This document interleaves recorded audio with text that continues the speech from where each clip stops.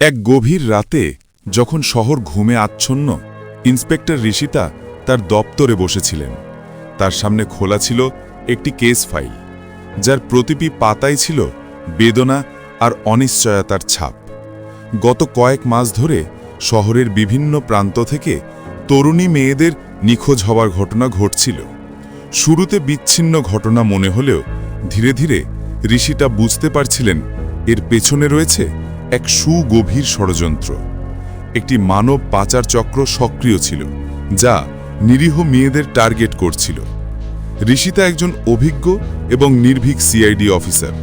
তার তীক্ষ্ণ বুদ্ধি আর অদম্য সাহস তাকে অনেক জটিল মামলার সমাধান এনে দিয়েছে। কিন্তু এই মামলাটি ছিল ভিন্ন। এখানে শুধুমাত্র অপরাধীদের ধরা নয়, বহু নিরপরাধ জীবন বাঁচানো তার প্রধান উদ্দেশ্য ছিল। তার দলবল নিয়ে তিনি দিনরাত এক করে তদন্ত করছিলেন। বিভিন্ন সূত্র থেকে তারা জানতে পারলেন এই চক্রটি মেয়েদেরকে উচ্চ বেতনের চাকরির প্রলোভন দেখিয়ে তাদের ফাঁদে ফেলে, তারপর তাদের বিদেশে পাচার করে দেয়। এই চক্রের মূল হোতা ছিল একজন রহস্যময় ব্যক্তি, যার পরিচয় এখনও অজানা। তাকে সবাই শ্যাডো নামে চিনত। ঋষিতা জানতেন এই চক্রকে ধরতে হলে তাদের মূলে প্রবেশ করতে হবে। বাইরে থেকে যতই চেষ্টা করা হোক না কেন, ভেতরের খবর না পেলে তাদের জাল ছিন্ন করা সম্ভব নয়। তাই তিনি একটি সাহসী সিদ্ধান্ত নিলেন। তিনি নিজেই একজন সাধারণ মেয়ে সেজে এই চক্রের ফাঁদে পা দিতে চাইলেন।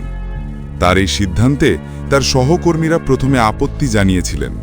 ইন্সপেক্টর বিক্রম, যিনি ঋষিতার দীর্ঘদিনের সহযোগী এবং বন্ধু, তিনি বললেন, ম্যাডাম, এটা খুবই বিপজ্জনক হতে পারে। আপনি একা এত বড় ঝুঁকি নিতে পারেন না। ঋষিতা দৃঢ় কণ্ঠে উত্তর দিলেন, বিক্রম, আমাদের হাতে আর কোনো উপায় নেই। বহু মেয়ের জীবন বিপদে। যদি আমি এই ঝুঁকি না নিই, তাহলে আর কে নেবে? আমাকে বিশ্বাস করো, আমি খুব সতর্ক থাকব। ঋষিতার জেদের কাছে সবাই হার মানলেন। একটি বিস্তারিত পরিকল্পনা তৈরি করা হলো। ঋষিতা তার চেহারা এবং বেশভূষা পরিবর্তন করলেন। তিনি হয়ে উঠলেন এক সাধারণ গ্রামের মেয়ে, যার নাম দিশা। দিশা চাকরির খোঁজে শহরে এসেছে এমন একটি গল্প তৈরি করা হলো। তার সাথে সার্বক্ষণিক যোগাযোগ রাখার জন্য একটি গোপন ডিভাইস লাগানো হলো, যা তাকে বিপদের সময় সংকেত পাঠাতে সাহায্য করবে। পরের দিন দিশা শহরের একটি ব্যস্ত এলাকায় এক এজেন্টের সাথে দেখা করতে গেল। সেই এজেন্ট ছিল শ্যাডোর একজন বিশ্বস্ত সহযোগী। এজেন্ট তাকে উচ্চ বেতনের চাকরির প্রলোভন দেখিয়ে একটি চুক্তিপত্রে স্বাক্ষর করালো। দিশা জানত এই চুক্তিপত্র ছিল তার জন্য একটি ফাঁদ। চুক্তি স্বাক্ষর করার পর তাকে একটি গোপন আস্তানায় নিয়ে যাওয়া হলো। আস্তানাটি ছিল শহরের বাইরে একটি নির্জন বাড়িতে। সেখানে দিশা দেখল তার মতো আরও অনেক মেয়ে রয়েছে, যারা একই প্রলোভনের শিকার হয়েছে। তাদের চোখে ছিল ভয় আর অনিশ্চয়তার ছাপ। দিশা তাদের সাথে মিশে গেল। সে সবার সাথে কথা বলতে শুরু করল, তাদের গল্প শুনল। সে জানতে পারল এই মেয়েরা অধিকাংশই গ্রামের দরিদ্র পরিবার থেকে এসেছে, যারা উন্নত জীবনের আশায় এখানে এসেছে। দিশা তাদের বোঝানোর চেষ্টা করল যে তারা বিপদে রয়েছে, কিন্তু বেশিরভাগ মেয়েই তার কথা বিশ্বাস করতে পারল না। তারা মনে করছিল দিশা হয়তো ঈর্ষান্বিত হয়ে এমন কথা বলছে। আস্তানায় কয়েকদিন থাকার পর দিশা ভেতরের সব তথ্য সংগ্রহ করতে শুরু করল। সে জানতে পারল মেয়েদেরকে খুব দ্রুতই বিদেশে পাচার করা হবে। পাচারের জন্য একটি বিশেষ দিনের প্রস্তুতি চলছিল। এই তথ্যটি ছিল খুবই গুরুত্বপূর্ণ। দিশা গোপনে বিক্রমকে এই খবর পাঠালো। বিক্রম এবং তার দল খবর পাওয়ার পর দ্রুত কাজ শুরু করল। তারা পাচারের সম্ভাব্য রুট এবং সময় জানার চেষ্টা করছিল। এদিকে দিশা আস্তানায় নিজেকে আরও গভীরভাবে জড়িত করল। সে শ্যাডোর বিশ্বস্ত হতে চাইছিল, যাতে সে আরও গুরুত্বপূর্ণ তথ্য পেতে পারে। একদিন শ্যাডোর একজন ঘনিষ্ঠ সহযোগী, যার নাম রবিন, সে দিশার সাথে কথা বলতে এলো। রবিন ছিল সুদর্শন এবং শিক্ষিত, কিন্তু তার চোখের গভীরে ছিল এক ভয়ঙ্কর শীতলতা। রবিন দিশাকে বলল, তুমি অন্যদের থেকে আলাদা।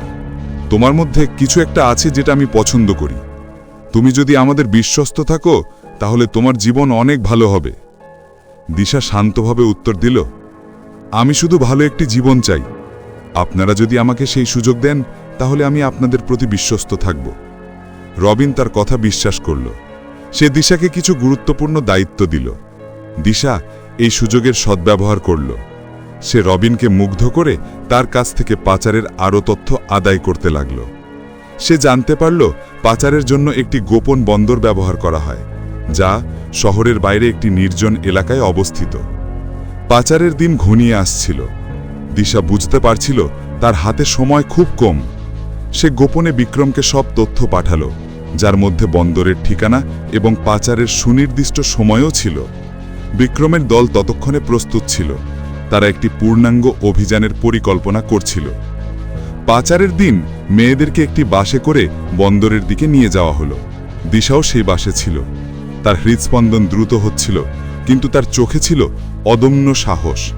সে জানত এই মুহূর্তটি ছিল খুবই গুরুত্বপূর্ণ। বন্দরে পৌঁছানোর পর তারা দেখল একটি বিশাল জাহাজ অপেক্ষা করছে।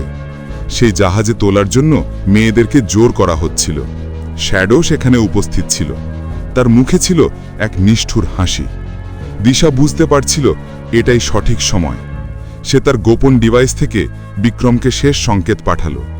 সংকেত পাওয়ার সাথে সাথে বিক্রমের দল বন্দরের দিকে ধেয়ে গেল।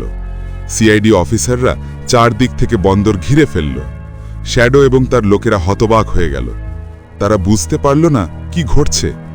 তখন দিশা নিজেকে প্রকাশ করল। সে শ্যাডোর দিকে তাকিয়ে বলল, তোমার খেলা শেষ শ্যাডো, আমি ইন্সপেক্টর ঋষিতা। শ্যাডো দিশাকে দেখে হতবাক হয়ে গেল। সে বিশ্বাস করতে পারল না যে একজন সিআইডি অফিসার তাদের এত কাছে আসতে পেরেছে। শুরু হলো এক ভয়ঙ্কর লড়াই। শ্যাডোর লোকেরা প্রতিরোধের চেষ্টা করল, কিন্তু সিআইডি অফিসারদের প্রশিক্ষণের কাছে তারা টিকতে পারল না। ঋষিতা নিজে শ্যাডোর মুখোমুখি হলেন।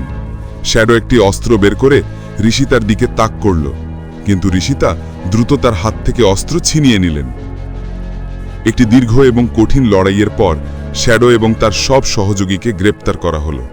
শত শত মেয়েদের জীবন বাঁচানো সম্ভব হলো। তাদের পরিবারকে খবর দেওয়া হলো এবং তারা তাদের প্রিয়জনদের ফিরে পেল। সবার চোখে ছিল আনন্দ আর কৃতজ্ঞতার অশ্র।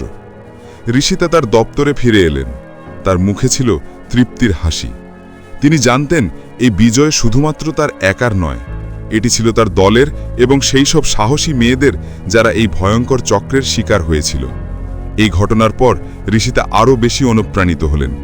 তিনি জানতেন সমাজে এখনও অনেক শ্যাডো লুকিয়ে আছে যারা নিরীহ মানুষের জীবন নষ্ট করতে চায়। কিন্তু তিনি প্রতিজ্ঞা করলেন, যতদিন তিনি আছেন ততদিন তিনি তাদের বিরুদ্ধে লড়াই করে যাবেন।